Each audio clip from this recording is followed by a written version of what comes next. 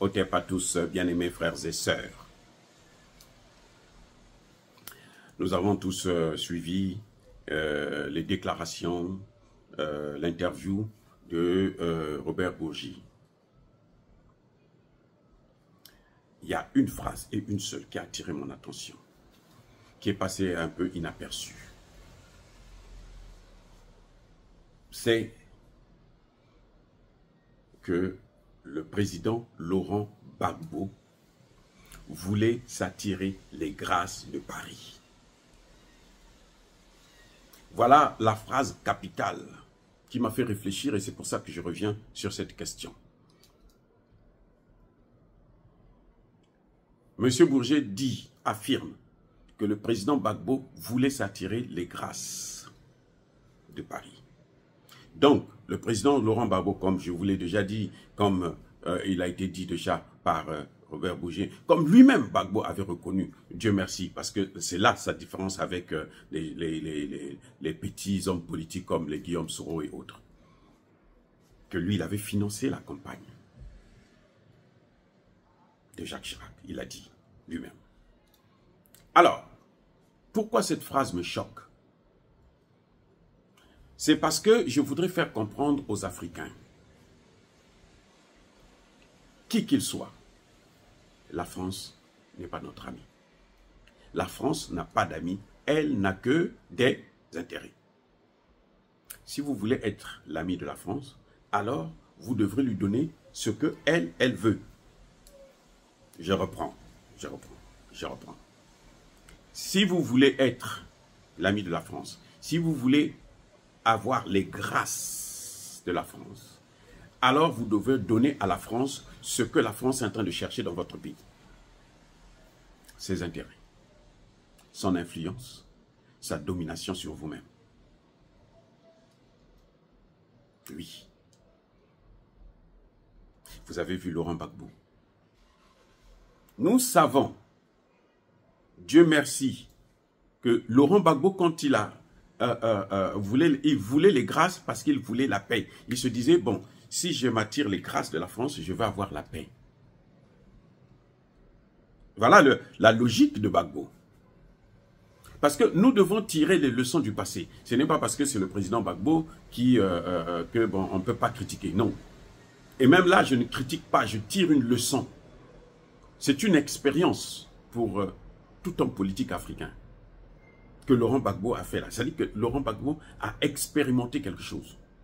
C'est ce qu'on voit aujourd'hui. Les pays comme le Mali, le Burkina, le Niger, ils sont en train de suivre les traces de Laurent Gbagbo. C'est-à-dire résister face à ces gens-là. Eh oui. Maintenant, il y a un élément. C'est que Laurent Gbagbo s'est trompé de partenaire. Parce que Laurent Gbagbo s'est dit, moi je veux m'attirer les grâces, comme ça j'aurai la paix. Et quand il vient pour dire, je veux m'attirer les grâces, eh bien les Français répondent, nous n'avons pas d'amis, nous avons des intérêts. Donne-nous ce que nous voulons. Il dit, ce que vous voulez c'est quoi? Nous on veut l'argent. Jacques Chirac veut que tu finances sa campagne. Ah bon? Et Laurent Gbagbo lui-même nous a dit, que moi, je me suis levé, j'ai dit, bon, combien le président Bongo a donné? Laurent Gbagbo, c'est-à-dire que ce que dit Bourgi là, concernant Gbagbo, mais nous, on savait ça déjà. Laurent Gbagbo lui-même avait dit. C'est pour ça que je mets la différence entre Gbagbo et Soro. Soro n'a rien dit. Il n'a jamais reconnu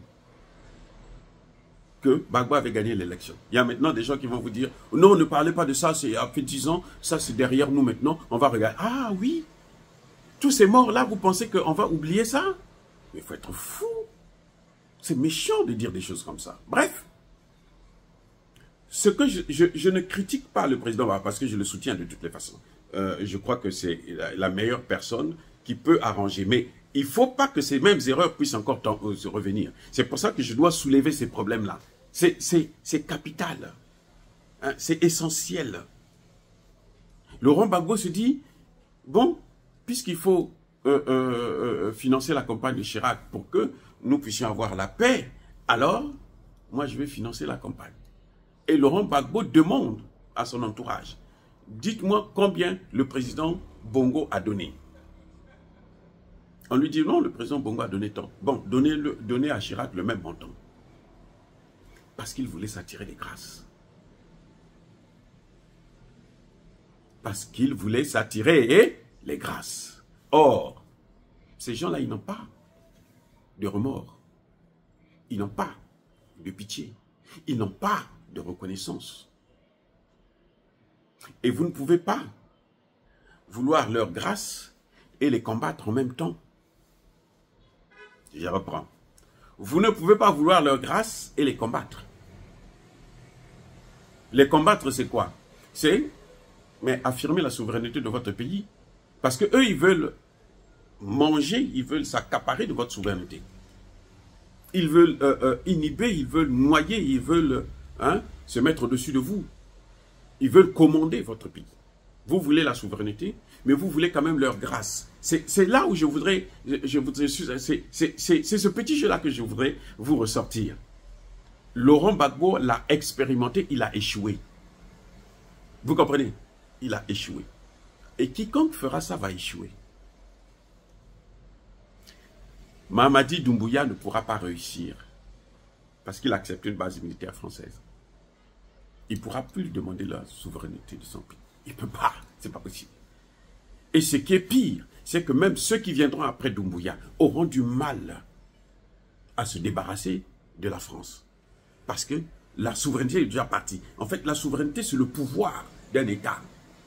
C'est ça qui donne à un État le pouvoir, la force d'exister. Pour dire que, bon, commander ses administrés. Si vous n'avez pas de souveraineté sur vos administrés, comment vous pouvez les commander?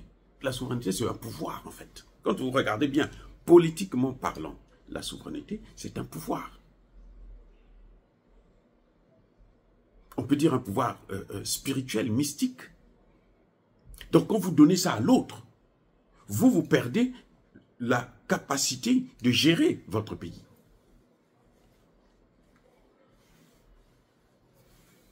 Laurent Gbagbo voulait s'attirer les grâces de la France.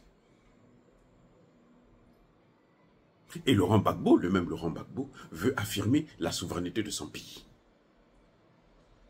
Or, les grâces et la souveraineté ne font pas bon ménage. Vous ne pouvez pas vous attirer les grâces de la France et puis chercher à préserver votre souveraineté. Ce n'est pas possible. Parce que les grâces de la France, là, quand elle vous les donne, en échange, elle prend votre souveraineté. C'est ça que je suis en train de vouloir vous faire comprendre, mes amis. C'est un message que je donne à l'égard du Mali, du Burkina, du Niger, du Tchad, de la RCA, du Centrafrique. Les amis, vous voulez les grâces de la France ou vous voulez votre souveraineté? Vous êtes obligés de faire un choix. Parce qu'avec eux, il n'y a pas de grâce et souveraineté en même temps. Non. Non. Parce que c'est les gens qui ne supportent pas s'asseoir avec leurs administrés, des sous-hommes, avec leurs esclaves, leurs colonies. Ils ne peuvent pas s'asseoir. Non. Et ça, c'est valable pour la France, pour la Grande-Bretagne, pour les États-Unis, pour l'Allemagne, pour l'Espagne, pour la Belgique.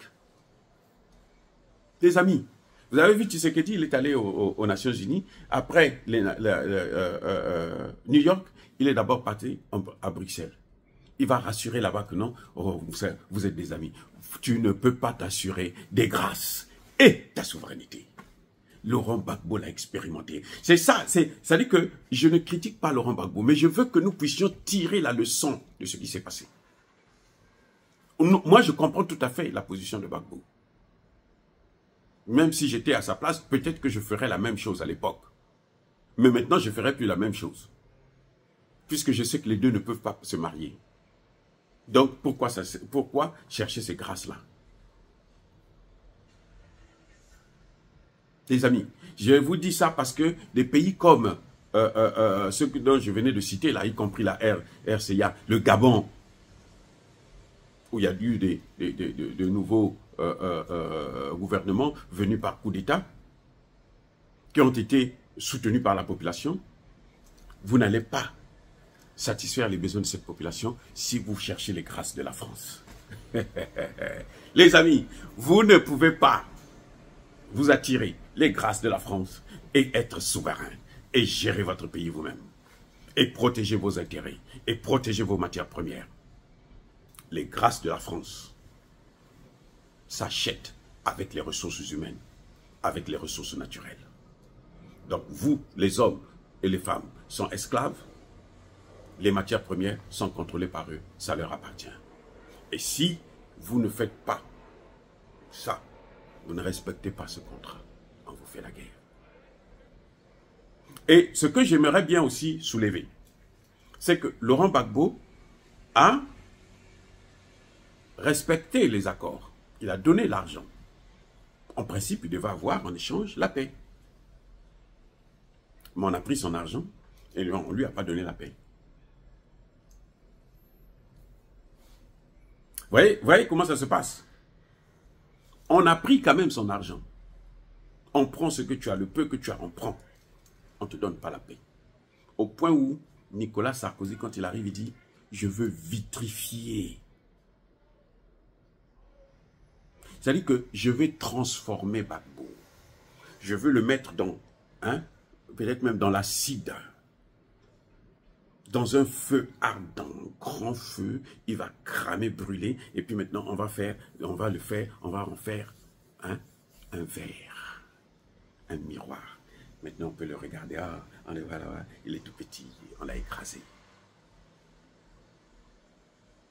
Donc, sachez-le, bien-aimés frères et sœurs, même quand vous donnez des grâces à l'impérialiste, il ne va jamais vous aimer. Son amour ne s'achète pas, d'ailleurs, il n'en a pas.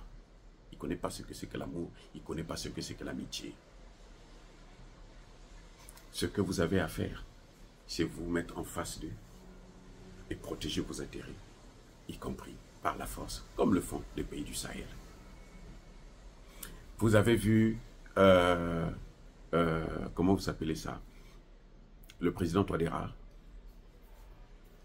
Vous voyez comment ça piétine au Centrafrique. Ça n'avance pas comme on le voit aujourd'hui dans le Sahel. Ça n'avance pas pareil. Pourquoi? Parce qu'il veut aussi les grâces de la France. Vous voyez Tshisekedi, pourquoi il avance, il recule, il avance, il recule. Un coup, vous voyez, les militaires essaient de se battre un peu là. Et pourtant, ils sont capables. Je vous dis, ça dit que je vous garantis, si les militaires congolais étaient déterminés, même en une semaine, ils vont chasser tous les Rwandais, les Ougandais. Ils vont les chasser du sol congolais. Si ils étaient déterminés. Mais comme l'armée est tellement infiltrée, le président lui-même, il veut s'attirer les grâces de l'Occident. Il veut s'attirer les grâces des États-Unis. Il veut s'attirer les grâces de l'Europe, de la France, la Belgique, l'Allemagne et autres. Le prix à payer, c'est ce que vous voyez là, à l'est de la RDC. Les grâces. Le prix à payer, c'est ce que vous voyez en RCA. Ça végète. On n'avance pas, ni sur le CFA, ni sur... On est là, on est...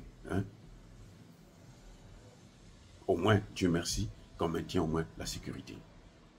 Mais les Américains sont là. Ils ont une base là-bas. Les grâces de la France. Les grâces de l'Occident. Les amis, ne cherchez jamais les grâces de l'Occident. Parce que quand vous voulez leur grâce, vous vendez votre âme au diable. Et il finira par vous faire tomber. Vous voulez les grâces. Ça ne s'achète pas. Il faut être loin des grâces de l'Occident. Restez loin des grâces de l'Occident. Laurent Gbagbo l'a expérimenté. Nous tous, nous l'avons entendu. Bourget l'a dit. Et ce qui est bien, c'est parce que Gbagbo nous avait parlé déjà de ça. Lui-même. Depuis, je pense, 2014. 2011, 2014. Il avait déjà parlé. Il dit, mais moi, on m'a dit que non, pour la paix, là, il faut être bien avec la France. J'ai cherché ses grâces. Et je lui ai donné tout ce que je voulais, tout ce qu'il voulait. Mais malgré ça, qu'est-ce qui s'est passé? Vous avez vu? Ils ont bombardé le palais présidentiel. La France a déclaré la guerre à Laurent Gbagbo. Elle n'avait pas un mandat.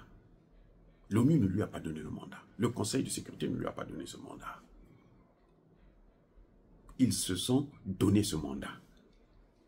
Il n'y a pas que Sarkozy qui a demandé à Gbagbo de partir. Même Barack Hussein Obama a appelé Gbagbo. Il a dit, je t'amène aux États-Unis, je te mets dans une chaire ici aux États-Unis. Mais le problème pour Gbagbo, c'est qu'il avait compris, mais c'est pas moi. Moi, vous pouvez me tuer, mais le peuple. Vous allez amener aussi le peuple, la Côte d'Ivoire, aux États-Unis. Barack Obama n'avait rien compris. Ils sont tous de la même acabit. Les amis, c'est terrible. Les grâces. Ne cherchez pas les grâces de l'Occident, s'il vous plaît. Restez loin de leurs grâces. Vous allez vivre heureux. Vous allez vivre mieux. Ça va être peut-être difficile. Vous aurez des problèmes d'argent, des problèmes de travail, des problèmes de salaire, ainsi de suite. Les grâces de la France. Si je voulais être comme certains Africains qui sont des hauts placés aux Nations Unies, je pouvais l'être, mais je devrais donner ma souveraineté, mon indépendance. Quand j'ai soutenu ma thèse, j'ai été approché, on va te caser, on va te faire ceci, on va faire de toi un ministre, toi, ainsi de suite. Je dis non, je ne rentre pas là-dedans. C'est pour ça que nous sommes là. Les grâces de la France. Si vous acceptez leur grâce, sachez-le que vous êtes leur esclave. Et vous ne pouvez pas bouger. Vous voyez, Guillaume Soro, il peut tourner où il veut. Là. Le jour qu'on va voir qu'il est menaçant. C'est pour ça qu'il se tait, il a compris, il se tait. Et le jour qu'on va voir qu'il est menaçant, on va sortir le dossier des morts pendant la guerre en Côte d'Ivoire. Monsieur Guillaume Soro, c'était vous le maître de cette armée. On vous amène à l'Aïe. Même président de la République. Là, il est protégé parce que c'est Alassane Ouattara qui prend les coups. Mais Alassane Ouattara n'ira pas seul. Vous avez vu Gbagbo, il n'est pas parti seul, il est parti avec Blé Goudé. Alassane Ouattara aussi va partir avec lui. C'est pour ça qu'il est protégé. Mais le jour où Alassane Ouattara va s'écarter, comme eux, ils le souhaitent, si Soro veut les gêner, on va les prendre, on va le prendre, on va l'amener. Personne en Afrique ne parlera. Parce que le dossier est clair. Ils ont tout. Ce sont eux qui ont travaillé avec lui. Ils ont tout. Les grâces de la France. Bien-aimés frères et sœurs, encore une fois de plus, soyez bénis, abondamment bénis par le Dieu des Kémites et par nos ancêtres angélisés. Mais que tous ceux qui persécutent le continent africain le pillent et le déstabilisent, qu'ils soient noirs, blancs, chinois, arabes, juifs, indiens, qui qu'ils soient punis, maudits, foudroyés, neutralisés, écrasés, effacés par le Dieu des Kémites et par nos ancêtres angélisés. Vive l'Afrique éternelle, j'ai dit, et j'assume.